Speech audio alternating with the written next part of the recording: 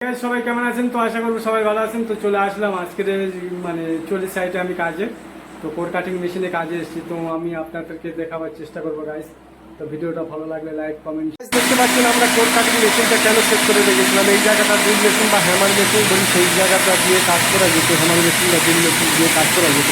কিন্তু ভালো ঘর, নতুন ঘর, কেন প্রতিষ্ঠানটা সার্ভিং মানে দিয়ে কাজ করাবো?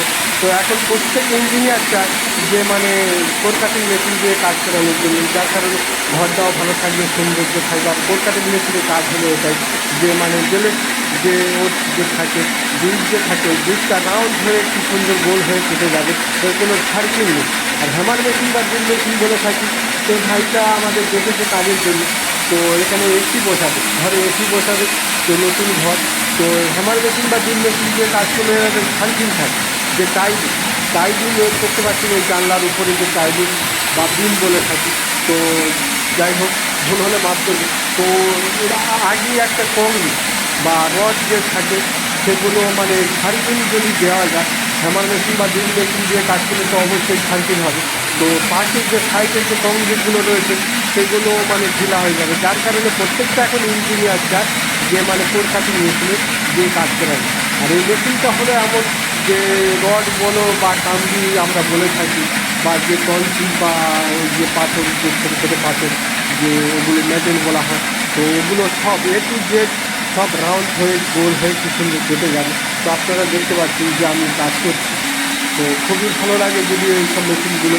আর এই মেশিনগুলো মেন হলো সেট করতে হয়, তো সেট করাই সব থেকে বড়ো জিনিস। তো যারা জানেন বা ভালো ঘর, আপনারা কেউ ভাঙতে যাবেন না, এরকম মানে কোর কাটিং মেশিন দিয়ে কাজ করাবে। আর এই মেশিনে কাজ করলে সব থেকে বড়ো জিনিস ফলসগুলো খুবই ভালো হয়। তো আমরা যেসব ভাইরা জানি না, তো অনেকজন মানুষ জানি না যে এইসব মেশিনে এইভাবে কাজ হয়।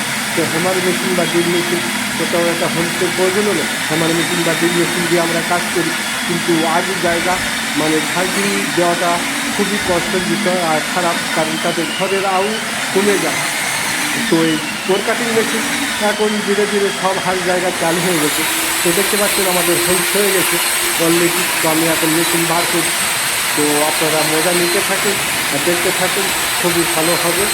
আর এরকম প্রত্যেক ঘরে চাইবে যে এরকম সার্কিল হ্যামার মেশিন বা ড্রিল মেশিন না দিয়ে কাজ করানো, কোনো হোলসের প্রয়োজন হলে তো কোর কাটিং মেশিন দিয়ে কাজ করাবেন সবাই। তো গাইস দেখতে পাচ্ছেন এখন আমাদের হোলস হয়ে গেছে গাইস।